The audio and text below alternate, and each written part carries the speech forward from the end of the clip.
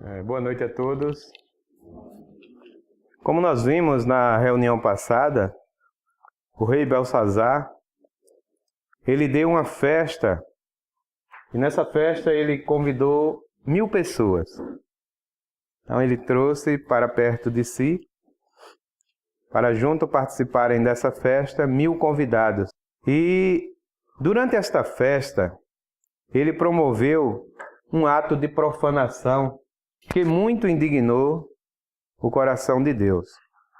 Quando, já num dado momento onde muito vinho já tinha sido consumido, e esse vinho aí está naquela categoria que o Michael falou, né, do vinho ruim, o vinho que tira o homem da sobriedade.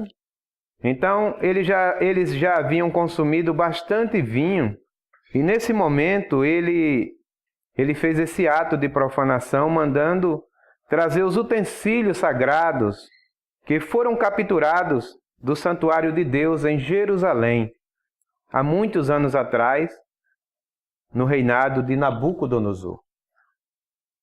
E que agora esses utensílios estavam no templo do deus pagão, o deus pagão de Babilônia, chamado Marduk. E quando trouxeram os utensílios, ele fez com que aquele vinho que estava sendo consumido entre os seus convidados, as suas concubinas, as suas mulheres, no meio de toda aquela orgia, ele fez com que aquele vinho fosse bebido agora nos utensílios sagrados, pertencente ao santuário do Deus Elohim, profanando assim o nome do Deus Jeová. Ou seja, ele quis, com aquele ato, mostrar para as pessoas que aquele Deus que revelou o sonho do seu avô, ele de fato não existia em poder nenhum. E que agora ele iria sim profanar, usando os utensílios que era usado no santuário daquele Deus, para que eles pudessem participar daquela bebedeira e daquela orgia, no meio daquela festa em que estava sendo dada, oferecida ali no palácio pelo rei Belsazar. E com isso ele profanou o nome, a pessoa do Deus Jeová. Com esta atitude, a paciência de Deus se esgotou. E viu-se uma mão escrevendo na parede. E o que essa mão escrevia? Mene, mene, tekel, pesim ou persim. Alguns pronunciam com som de Z, outros com som de S. Por não ser uma palavra em português, as duas pronúncias estão corretas.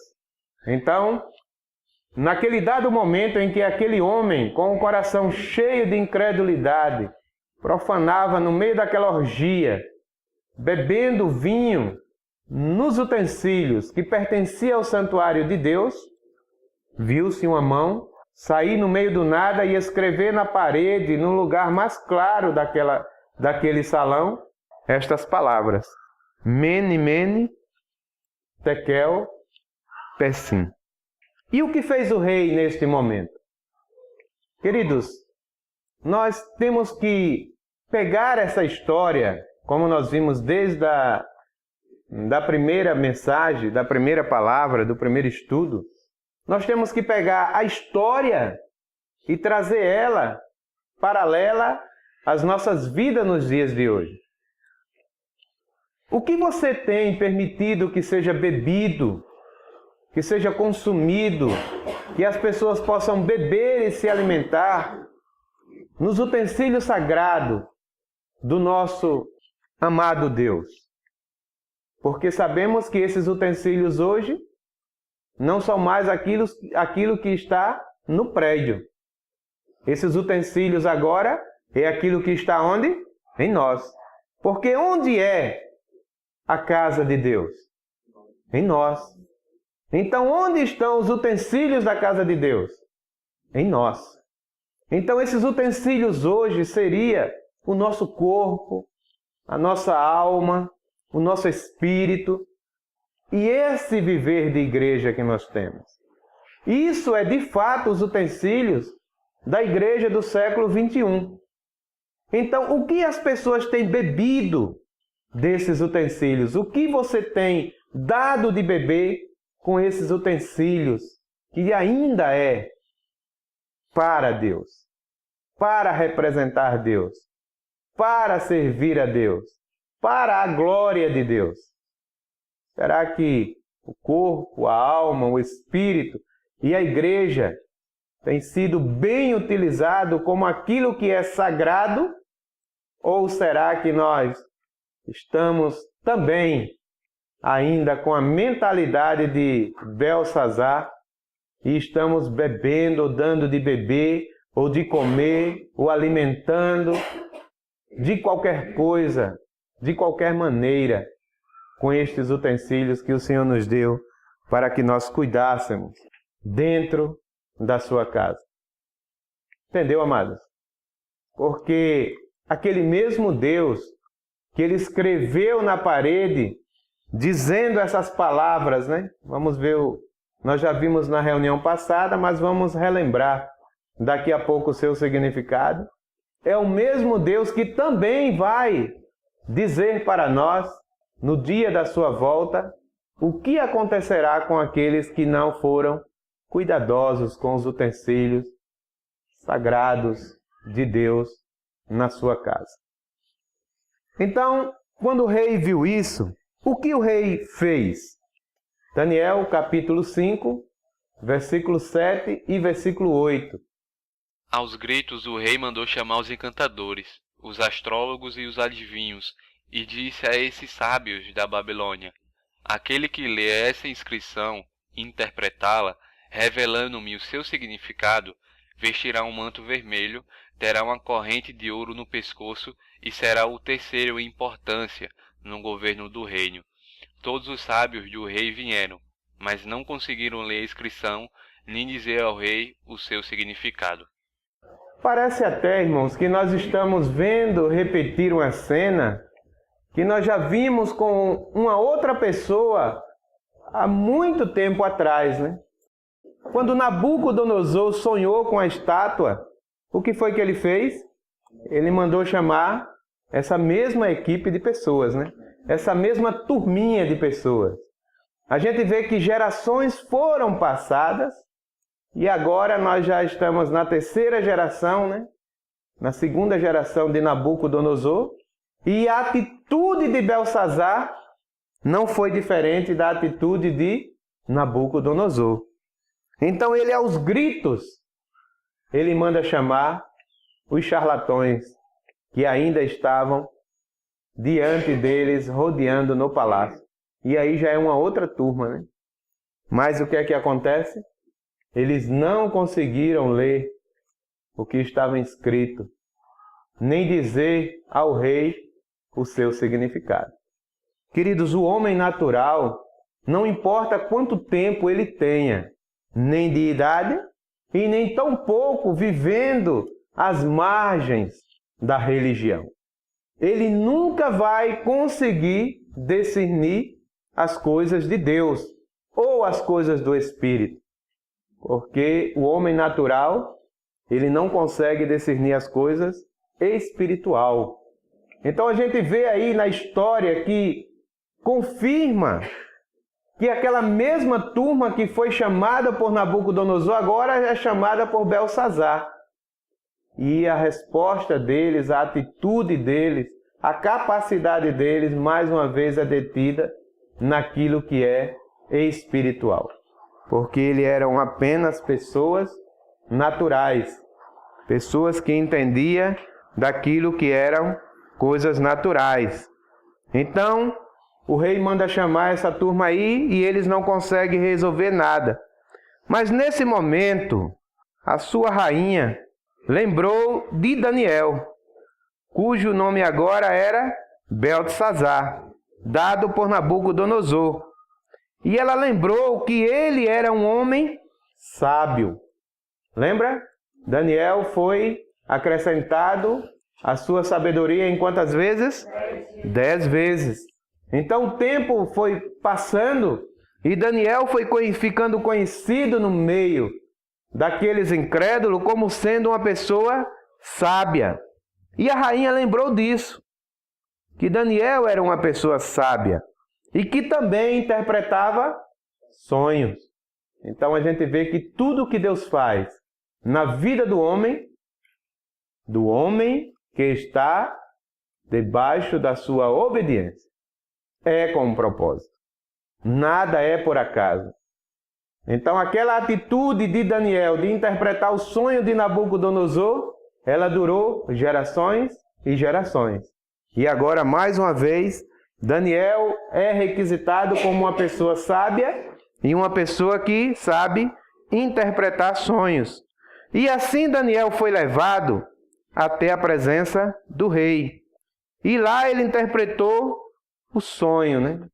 Vamos ver primeiro lá, terminar a questão do sonho de Nabucodonosor, para daí então vermos em detalhes o que aconteceu aí com o rei Belsazar. Então Daniel, quando ele foi levado à presença do rei, lá ele passou a interpretar o sonho da estátua.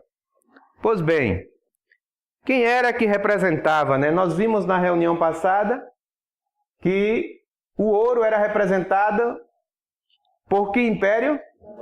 Império Babilônico. E na interpretação do sonho de Daniel para Nabucodonosor, ele deixou bem claro que o ouro era o seu reinado, o seu império. E que aquele ouro ia ser findado, aniquilado, por um outro império representado por quem? Pela prata. Pois bem, quem era que representava a prata da estátua? O império dos Medo-Persas. No dia 13 de outubro de 539 a.C., até 331 a.C., foi assim, nesta noite de 13 de outubro de 539, que caiu o reino da Babilônia. Nesse momento aí, a profecia de Daniel, ou a interpretação do sonho dele, dentro da visão da estátua de Nabucodonosor, teve o seu primeiro cumprimento na história. Se cumpriu aí aquilo que Daniel tinha dito para o rei quando estava mostrando para ele a interpretação do sonho.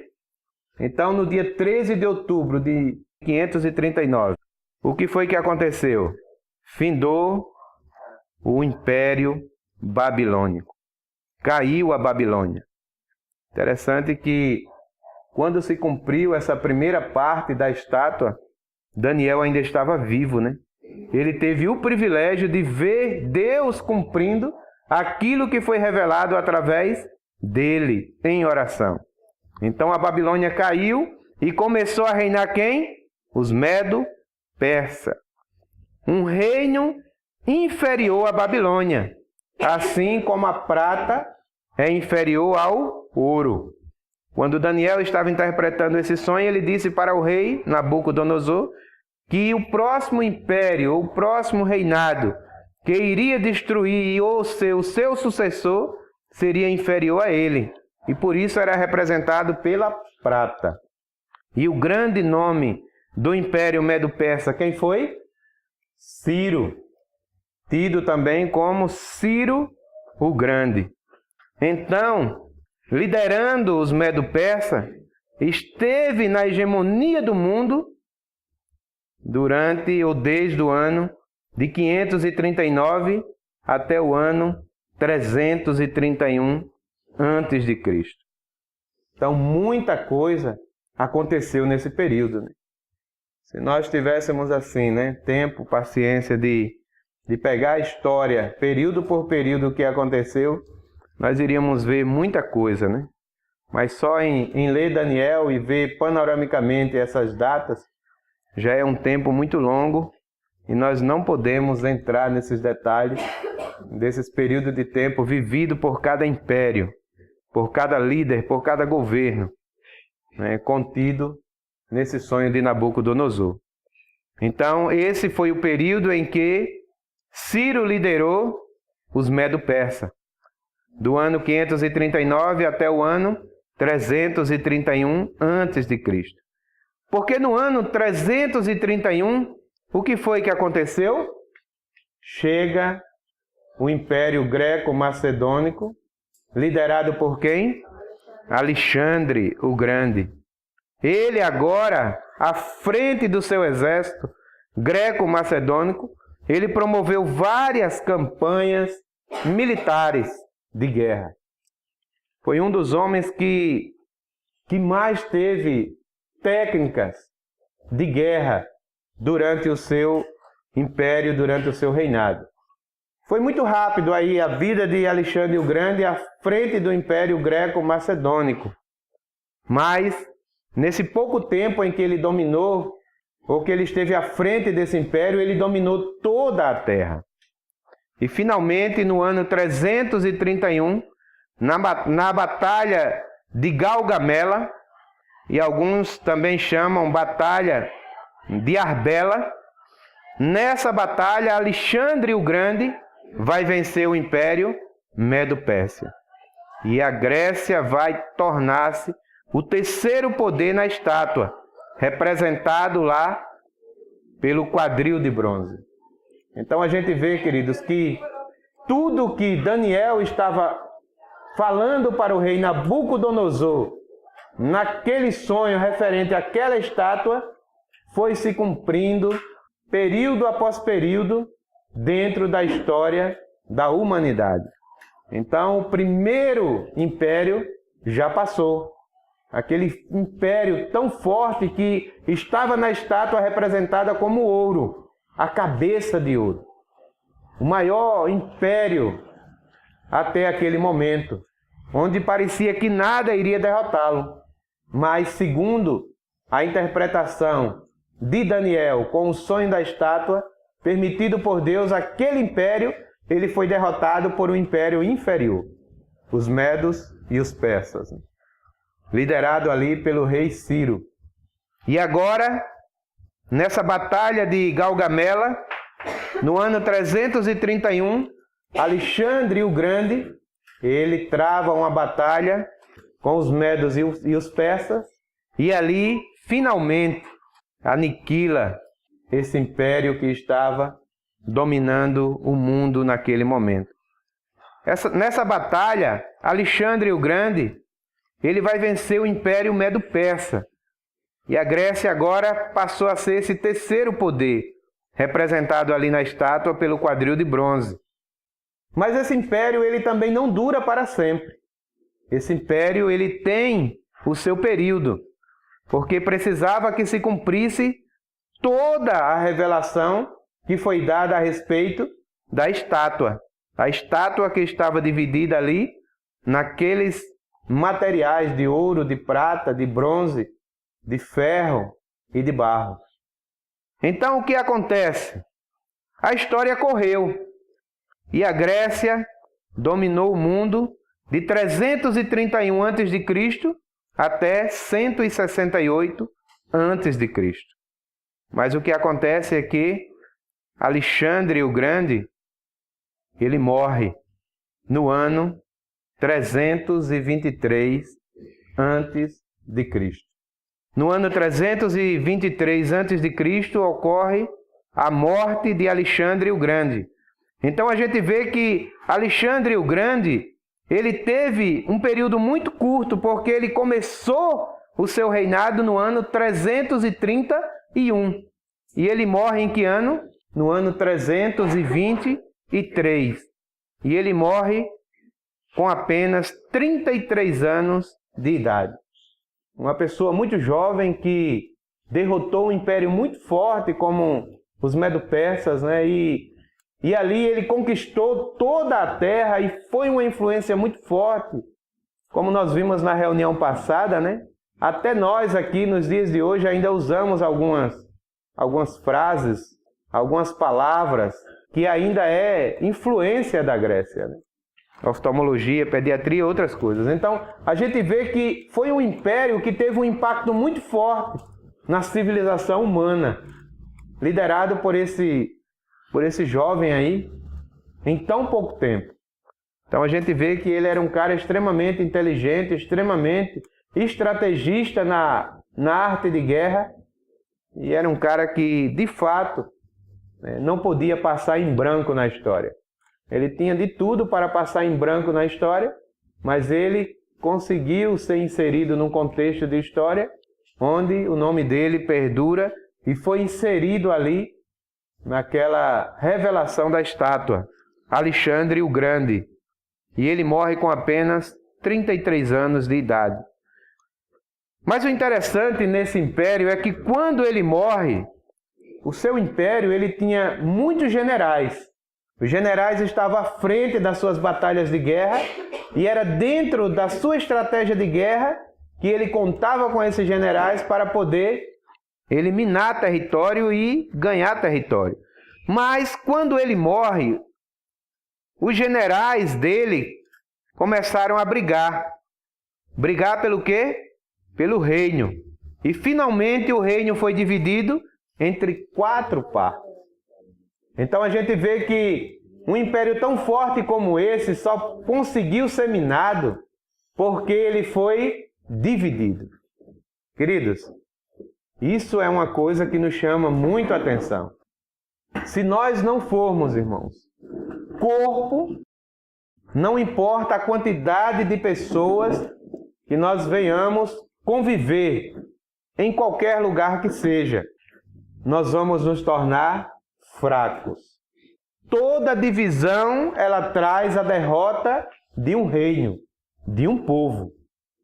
A gente viu que Alexandre o Grande, em pouco tempo, ele dominou toda a terra, influenciando inclusive na cultura da terra, de toda a terra. Mas em pouco tempo, os seus generais, eles brigaram entre si para ver quem se sobressaía melhor e quem administraria esse reino, e eles acabaram fazendo o quê? Dividindo esse reino. Então, queridos, é muito importante essa questão da unidade. A unidade é aquilo que vai conseguir nos fazer manter forte. O que nos mantém forte é a unidade. Por isso que nós procuramos ser mais claro possível dentro da palavra de Deus. E não trazer, assim, ponto de vista pessoal, doutrina humana, algo que esteja dentro da capacidade acadêmica do homem. Nós temos como base, como via de regra, como manual de instrução, a Bíblia, a palavra de Deus, para que os nossos corações não possam haver divisão. Porque no dia que houver divisão, consequentemente, nós vamos nos tornar um povo fraco. Então, foi isso que aconteceu com o sistema religioso. Quantos irmãos nós temos? Muitos, milhares e milhares. Brasil, mundo afora. Mas por que ainda é um povo fraco? Porque é um povo dividido. É um povo que é o meu grupo, é a minha base, é a minha doutrina, é a minha igreja. Esses dias eu pude receber notícias de alguns irmãos, né? Já estive com eles muito tempo. Ganhamos muito do Senhor junto. E uma das frases desses irmãos foi o seguinte: eu tenho a minha base e eu estou em um caminho, eles estão em outro caminho. E o que é isso se não for divisão? Então toda divisão ela enfraquece o povo, ela enfraquece o reino. Um reino forte como o reino da Grécia, do greco-macedônico, o reino que foi estabelecido por Alexandre o Grande, se tornou fraco porque 4 corações racharam esse reino, dividiram esse reino, tornou esse reino fraco. Então agora o reino greco-macedônico estava dividido em 4 partes, ficando 4 de seus generais dominando em cada uma delas. Cada um dominou uma dessas partes. E quem foram eles? Ptolomeu, Licímaco, Cassandro e Seleu. Esses foram os 4 generais que estavam à frente da guerra, liderado por quem? Alexandre o Grande. Mas quando Alexandre morreu, esses corações se levantaram como uma grande divisão no meio desse reinado, no meio desse império. E o que aconteceu? Enfraqueceu esse império.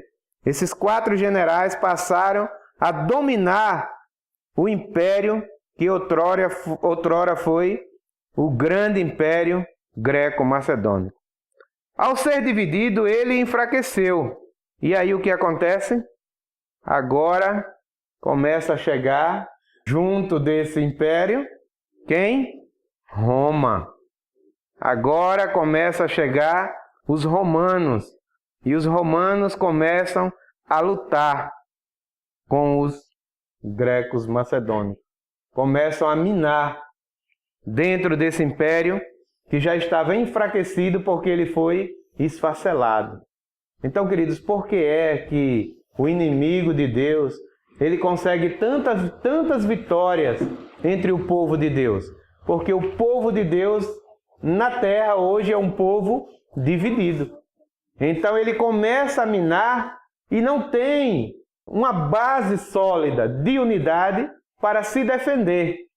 Quem tem o hábito de assistir aquele National Geographic, né? Vê ali aquela parte dos animais, os gnus e outros animais fortíssimos, né? Na selva ali, na savana, né? E eles estão em bando ali. Quanto eles estão em bando, é difícil deles serem caçados. Mas basta um deles sair do meio do bando e o predador percebe e ele, por mais forte que ele seja, ele é perseguido até que ele é alcançado e destruído. Ele se torna um alvo fácil, uma presa fácil, ele se torna um alvo vulnerável. Por quê? Porque ele saiu do todo. Ele saiu do bando. Ele saiu da unidade. Então, amados, nós não podemos, em hipótese alguma, pensar ou cogitar a possibilidade de estarmos só, de estarmos separados. Nós não podemos ser os separadistas, nós temos que ser os inclusivistas, aqueles que entendem que o corpo de Cristo ele é um só, independente de onde ele esteja. Porque isso foi o que aconteceu no coração desses 4 generais, que acabou assim enfraquecendo o Império Greco-Macedônico, e agora a Roma encosta e começa a causar aí uma luta, uma guerra onde eles perderam. E agora na Batalha de Pídima, em 68, 168 antes de Cristo, nós temos a chegada do Império Romano. Então o Império Romano foi se aproximando e percebendo que o Império Greco-Macedônico não estava mais aquela base sólida e foi destruindo um a um até o ponto que chegou na Batalha de Pídima e em 168 a.C. teve ali a derrota ou a chegada definitiva do Império Romano, fazendo com que o Império Macedônico, ou melhor, Greco-Macedônico, ele passasse a ser derrotado. Então nós vemos que em 168 Roma assume o poder do Império. E Roma é o que na estátua? É as pernas e parte dos pés de ferro. Então a gente vê que a estátua ela já está sendo cumprida no meio da história, ditada pelo tempo e pelas ascensões e derrotas dos impérios que aconteceram desde Babilônia e agora já está em Roma no ano 168 antes de Cristo. Então Roma agora estabelece o seu império no ano 168 antes de Cristo e é um império que dura muito. Ele vai até que ano? 476 depois de Cristo. Então foi um império que durou muito tempo. Se nós fôssemos entrar, irmãos, no que aconteceu durante o Império Romano, muita coisa a gente, né? Mas nós estamos aqui apenas vendo o tempo do Império com as suas ascensões e queda dentro da visão do sonho de Nabucodonosor com a estátua que o assustou, né? Então aqui vocês percebem que Jesus Cristo e muitos dos seus apóstolos, eles nasceram e também morreram sob a jurisdição de quê? Do Império Romano. Então foi um império que alcançou até os dias de Cristo, né?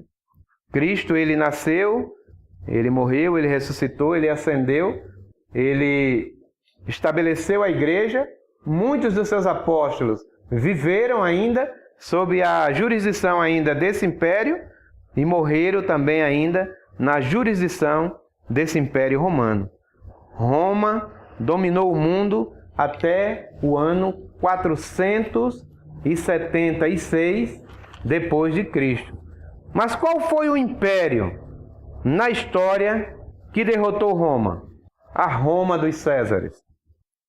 Nós não tivemos um império derrotando Roma. Interessante que, para quem Roma perdeu então o seu poder?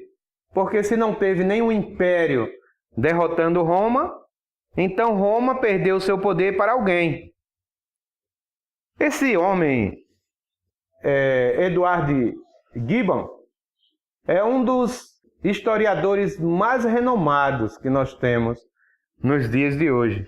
E Edward Gibbon, que é esse historiador bastante renomado, ele escreveu uma obra interessante. Ele escreveu uma obra que tem por título, isso aí é um livro, Declínio e Queda do Império Romano, escrito por Edward Gibbon. E nos capítulos 26 a 36 deste livro, ele descreve as 10 nações bárbaras que conquistaram e dividiram o Império Romano dos anos 352 a 476, quando cai Rômulo Augusto, o último imperador de Roma, ou o último imperador romano. Então, esse historiador, ele já escreve, nos tempos contemporâneos, uma obra que fala dentro da história o que aconteceu de fato com o Império Romano. E ele diz que o Império Romano, ele foi conquistado, né, ou dividido, né, por 10 nações bárbaras. E isso, irmãos, é muito interessante o que esse homem fala. Ele não é cristão, ele não tem o interesse de trazer isso aí como uma informação para dentro do cristianismo. Isso aí é apenas história, mas história com fatos, com veracidade, e um cara bastante renomado, né? E ele mostra que, dentro da sua obra, ele conta que esse Império Romano, ele foi minado, né? E ele foi destruído, ou ele foi dividido por 10 tribos bárbaras. Então Roma não perdeu o seu poder para outro rei. Roma foi minada em suas bases. Por quem? Por tribos bárbaras, que principalmente estava ligado aos germânicos. Os germânicos estava contido dentro dessas tribos bárbaras que minou o Império Romano e acabou assim levando ele ao declínio. E este autor, Edward Gibbon, ele dá o nome dessas 10 principais tribos que derrotaram Roma. E ele disse que elas se chamam da seguinte forma: no ano 352, surgiu uma tribo por nome de Álamos. Ainda nesse ano de 352, existia uma tribo por nome de Francos. Veja que interessante, irmãos. Um homem que está contando uma história, como se encaixa com algo que foi revelado há 2.600 anos atrás. No ano 406, surgiu uma tribo chamada Burgundos. No ano 406, nós tínhamos ali uma tribo por nome de Vândalos. No ano 406, tinha ali uma tribo chamada Suevos. E no ano 408, os visigodos. Tinha os saxões. No ano 453, os ostrogodos. E no ano 453 também tinha os lombardos. 476, os érulos. Então essas foram as 10 tribos que foram descritas pelo autor desta obra chamado Edward Gibbon. Essas tribos bárbaras minaram o Império Romano e levaram então à queda de Roma Ocidental, que caiu em que ano? No ano 476 depois de Cristo. Então você vê que foi aí que Rômulo Augusto, que foi o último imperador, ele passou a ser derrotado por essas 10 tribos que viveram nesse período e minaram Roma e ali levaram ela à queda e à destruição. Mas isso foi a Roma, que Roma foi ocidental. Então essa queda aí foi da Roma ocidental, porque existia também a Roma oriental. E esta Roma oriental, ela ainda perdurou por mais 1000 anos, que tinha como nome o Império Bizantino. Então o Império Bizantino era a Roma oriental, que ainda durou mais 1000 anos depois da queda da Roma ocidental. Porque esta Roma ocidental foi a Roma dos Césares, foi a Roma que estava contida naquela estátua, na visão do sonho de Nabucodonosor. Então, no ano 476, essa Roma, ela foi destruída, aniquilada por essas tribos bárbaras, que foi descrita aí pelo autor desta obra, Edward Gibbon. Mas Roma caiu para essas 10 tribos bárbaras. O que foi que aconteceu com essas 10 tribos bárbaras? Alguém pode dizer, sim, mas e onde elas estão? Quem são essas tribos? Como é que derrotou Roma? E Roma ainda existe, né? Em parte, não mais como império, mas as tribos não existem mais. Então elas entraram e saíram da história? Não. Essas 10 tribos bárbaras, elas organizaram a Europa dos dias de hoje. Então você lembra lá que quando nós falamos da questão dos pés, né? Que eles não mais iam se unir com Roma, porque parte era ferro e parte era barro. Então essas 10 tribos aí, elas agora se organizaram e elas estabeleceram o quê? A Europa dos dias de hoje. Então vamos ver. A primeira tribo, que tinha o nome de Álamos, no ano 352, ela se tornou o quê? A Alemanha. Os francos, ainda no ano 352, ela se tornou o quê? A França. Os burgundos, do ano 406, se tornou o quê? A Suíça. Os vândalos, esses foram extintos. Os suevos se tornaram Portugal. Os visigodos se tornaram o quê? A Espanha. Os lombardos se tornou a Itália e os érulos foram extintos.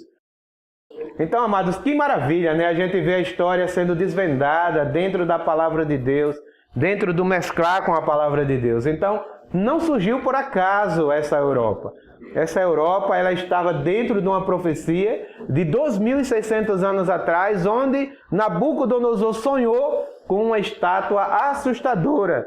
E ali, quando Daniel desvendou, através da permissão de Deus, o significado daquela estátua, nós podemos ver que no seu último império, ou ali já nos pés, né, se tornando ali a parte de barro, se organiza a Europa, que está até os dias de hoje. Nós vamos ver por que a Europa ainda está, e assim ela acaba destruindo Roma, né? Então a nossa moderna Europa foi resultado das 10 tribos bárbaras que começaram a minar Roma e acabou assim destruindo.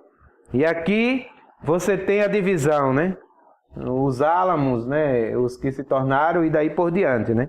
Agora, por que 10 tribos minaram o Império Romano?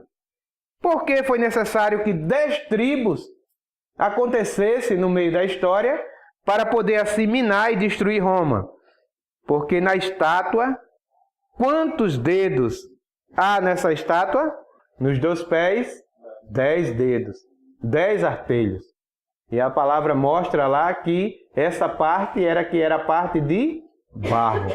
Então essa parte de barro, esses 10 dedos, esses 10 artelhos, foram essas 10 tribos que se levantaram para destruir a parte de ferro. E qual era a parte de ferro da estátua? Roma. Então foi por isso que foi necessário se levantar essas 10 tribos bárbaras para que conseguisse destruir Roma e depois organizasse, né, algo tão potente como a Europa. Porque isso revela sonho de Nabucodonosor revelado por Daniel. Então, aqueles 10 dedos de barro, aquela parte de barro dos pés, foram essas 10 tribos que posteriormente venceu, aniquilou Roma e organizou a Europa. A Europa que ainda está até os dias de hoje.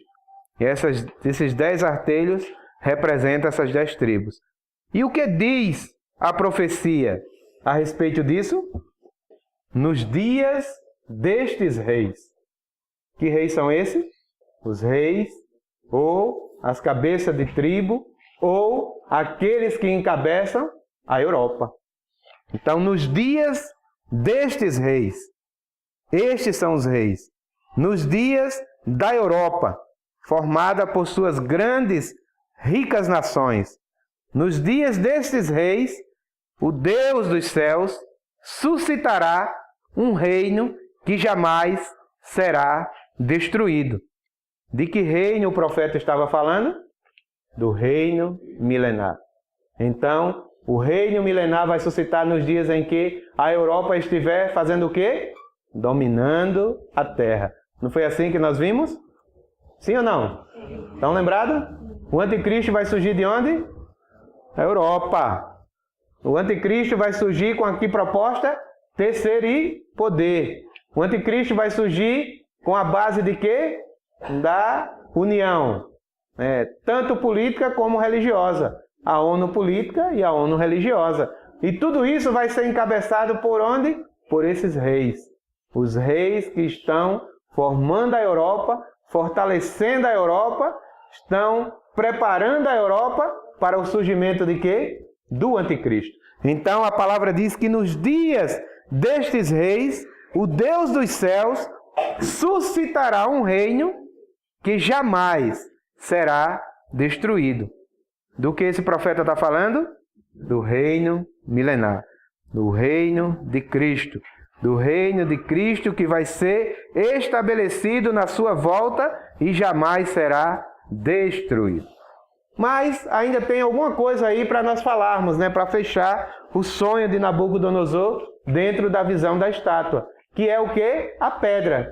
Quem lembra da pedra? Amém. Vamos ver aí o que diz? Esse é o significado da visão da pedra que se soltou de uma montanha, sem auxílio de mãos.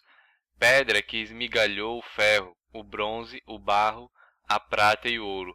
O Deus poderoso mostrou ao rei o que acontecerá no futuro. O sonho é verdadeiro e a interpretação é fiel. Então, nós vamos ver agora o significado desta pedra, porque no meio do sonho, enquanto ele admirava a estátua, surgiu uma pedra que foi arrancada sem auxílio de quê? De mão. E foi atirada contra os pés da estátua, não é assim? Então, por que contra os pés da estátua? Porque, isso aí está no versículo 35, né? Então, os pés da estátua foi atingido porque era o rei, ou o reinado, ou o império que estava dominando naquele momento. Ou seja, era a Europa dominada pelo próprio anticristo naquele estabelecimento dos 7 anos de paz. Então, quando termina a grande tribulação, o que é que acontece? esse império, esse reinado, ele é destruído dentro desta visão. Ou seja, o último império que está dominando aí, através da representação dos dedos de barro, que são aquelas 10 tribos bárbaras, que se tornou a Europa e que estará governando nos dias da volta do Senhor, essa pedra será arrancada sem auxílio de mão. E aí já fala que é o Senhor, né? Nos dias desse rei, o Deus dos céus, né, suscitará um reino que jamais será destruído. E agora, o que representa aquela rocha que atingiu a estátua e destruiu toda a estátua? A gente vê que, naquele momento, só tem o império, né, que está representado pelos dedos de barro. Mas ele destrói todo o coração, toda a estátua, tudo aquilo que foi promovido pela visão da estátua. Ele destrói tanto o ferro, como o bronze, como o ouro, como a prata. Ou seja, nesse dia, essa estátua será totalmente aniquilada ou totalmente destruída. E o que será essa pedra? O que representa essa pedra? Essa pedra nada mais é do que o reino de Cristo, o reino milenar, a volta do Senhor, que será estabelecido a glória e a majestade do Senhor nos ares, nos chamando para ser assim a sua igreja, a sua noiva, e aniquilar com tudo aquilo que é humano e pertencente ao anticristo ou ao próprio Satanás. Então, neste momento aí, fecha a visão e fica bem claro, irmão, do sonho de Nabucodonosor, referente a quê? Aquela estátua assustadora. Então, eu espero que tenha ficado bem claro para os irmãos o que significa aquele sonho, aquela estátua, cada período representado e como Deus permitiu que Daniel, em apenas uma estátua ou em um sonho, conseguisse contar toda a história da humanidade, desde aquele momento que ele estava vivendo até o fim dos tempos e a volta do Senhor. Então, amados, isso só poderia acontecer através de um Deus tremendo, como esse Deus que nós servimos. Então, ele encerra aí, né, a revelação da estátua, mostrando que a pedra irá destruir tudo aquilo que o homem iníquo, tudo aquilo que o anticristo, tudo aquilo que Satanás promoveu e promulgou na terra durante, né, o seu reinado, ou a permissão que Deus deu para que ele governasse essa terra. Então a gente vê que aquela atitude de Belsazar ali fez com que Deus, né, mostrasse o que iria acontecer tanto naqueles tempos como nos tempos vindouros ou na volta do Senhor. Então as histórias contidas no livro de Daniel fala de 2 períodos. Fala do período presente que a história foi escrita e de um período futuro onde nós estamos inseridos hoje, que está contido a igreja e a volta do Senhor. Eu espero que tenha ficado claro para os irmãos a linguagem, né, figurativa, a linguagem falada e a revelação que o Senhor nos deu acerca da revelação da estátua do sonho de Nabucodonosor. E vamos avançar. Aqui encerra o capítulo 2 do livro de Daniel e aqui encerra também a revelação do sonho de Nabucodonosor. Jesus é o Senhor.